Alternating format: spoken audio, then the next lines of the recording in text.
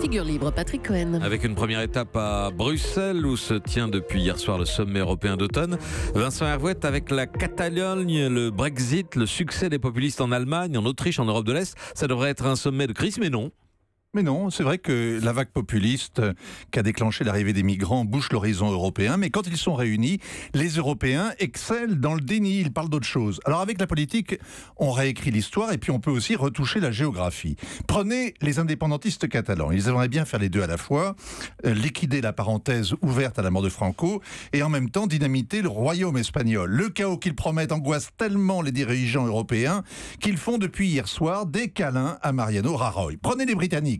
Un référendum l'an dernier et gone, les îles sortent de l'histoire européenne. Elles dériveraient déjà vers le large s'il n'y avait le commissaire Barnier qui brandit les menottes, qui veut gagner le divorce, qui veut faire payer Thérèse. Elle a pleuré hier soir au dîner. En vain. Bon. Prenez les Allemands.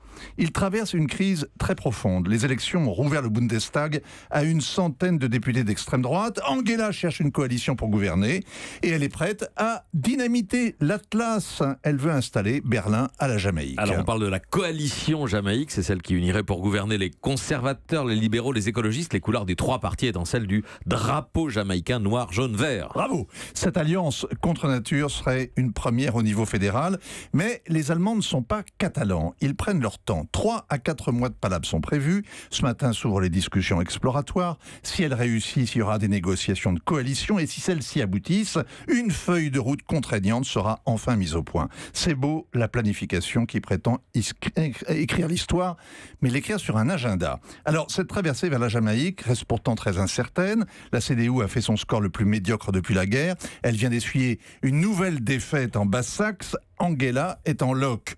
Les dirigeants de la CSU et ceux des Verts aussi. Aucun de ceux-là n'aura donc de marge pour négocier. Ça va donc durer 3 mois. Pendant 4 mois, ils vont rien faire. Et il n'y a que les libéraux qui sont en forme. Et ça, c'est le pire. Pourquoi le pire ? Parce qu'ils réclament les finances. Ils refusent d'entendre parler d'un gouvernement économique de la zone euro. Ils prennent donc de haut les appels à la refondation de l'Europe lancés par Emmanuel Macron. Une hérésie, une utopie, un romantisme à fuir. Et pourtant, le président français continue. Comment peut-il compter sur Angela Merkel qui s'apprête à faire lit commun avec les libéraux ? Eh bien, mystère et déni.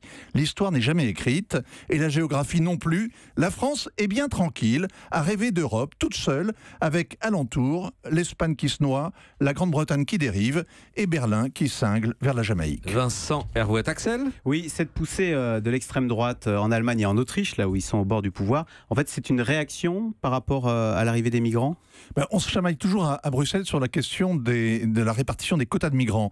Mais la réalité, c'est vrai, c'est que l'impact sur les opinions publiques a été absolument dévastateur. À la fois les migrants, les viols de la Saint-Sylvestre, les attentats qui ont suivi, tout ça a coagulé et l'opinion publique ne le digère pas.